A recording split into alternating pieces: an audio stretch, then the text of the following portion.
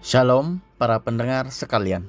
Selamat bertemu kembali untuk Anda semua yang pastinya sangat diberkati dan dikasihi oleh Tuhan kita Yesus Kristus. Kita sangat bersyukur karena Tuhan memberi kesempatan ini buat kita untuk mempelajari sesuatu yang baru, yaitu mengenai tahun Yobel. Berharap melalui perkongsian dan masa terluang ini, kita semua diberkati oleh Roh Kudus Tuhan.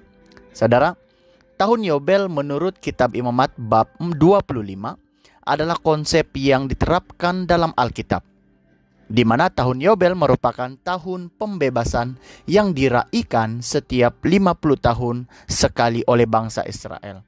Berikut adalah maksud dan implikasinya menurut Alkitab dalam kehidupan Kristen hari ini. Yaitu yang pertama, maksud tahun Yobel adalah pembebasan tanah dan juga harta milik. Semua harta atau tanah yang telah dijual dikembalikan kepada pemilik aslinya. Nah, hal ini bertujuan untuk mencegah akumulasi kekayaan dan menjaga distribusi tanah yang adil di antara suku-suku Israel. Yang kedua, pembebasan budak atau hamba. Semua budak orang Israel harus dibebaskan pada tahun Yobel. Ini memastikan bahwa tidak ada orang Israel yang akan berada dalam perbudakan secara kekal. Yang ketiga, istirahat untuk tanah. Tanah harus dibiarkan beristirahat dan tidak boleh ditanami pada tahun Yobel. Nah, ini mirip dengan tahun Sabat yang dirayakan setiap 7 tahun. Ini merupakan penghormatan terhadap ciptaan Tuhan dan pengakuan bahwa tanah adalah milik Tuhan.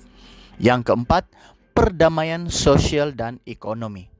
Tahun Yobel menekankan keadilan sosial dan ekonomi, memastikan bahwa setiap orang mendapat kesempatan yang sama dan tidak ada yang tertindas.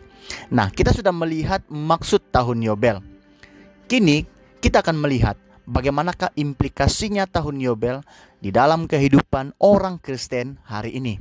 Yang pertama, dari segi keadilan sosial dan ekonomi ialah tahun Yobel mengingatkan kita akan pentingnya keadilan sosial dan distribusi kekayaan yang adil. Dalam konteks modern, ini boleh diterapkan melalui kebijakan sosial yang memastikan bahwa semua orang memiliki akses yang adil terhadap sumber dana dan peluang ekonomi. Yang kedua, pengampunan dan pemulihan.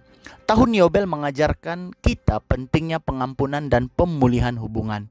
Kita diajak untuk saling mengampuni kesalahan orang lain dan berusaha memulihkan hubungan yang telah rusak, apakah itu di dalam keluarga, komuniti, maupun lingkungan kita. Yang ketiga, tanggung jawab terhadap lingkungan. Prinsip membiarkan tanah beristirahat memperingatkan kita akan pentingnya menjaga kelestarian lingkungan. Ini sangat relevan di dalam konteks perubahan iklim dan perlunya praktikal pertanian berkelanjutan. Yang keempat, belas kasihan dan kedermawaan. Di dalam tahun Yobel, orang Israel diharapkan membantu sesama mereka yang miskin tanpa memanfaatkan situasi mereka. Ini mengajarkan kita untuk menunjukkan belas kasihan dan murah hati kepada mereka yang memerlukan. Yang kelima, terakhir, pengenalan kepemilikan Tuhan. Tahun Yobel memperingatkan kita bahwa segala sesuatu yang kita miliki hari ini adalah milik Tuhan. Kita adalah pengelola yang telah dipercayakan oleh Tuhan untuk menggunakan segala sumber daya yang ada dengan bijaksana dan adil. Haleluya, Tuhan Yesus memberkati Anda semua.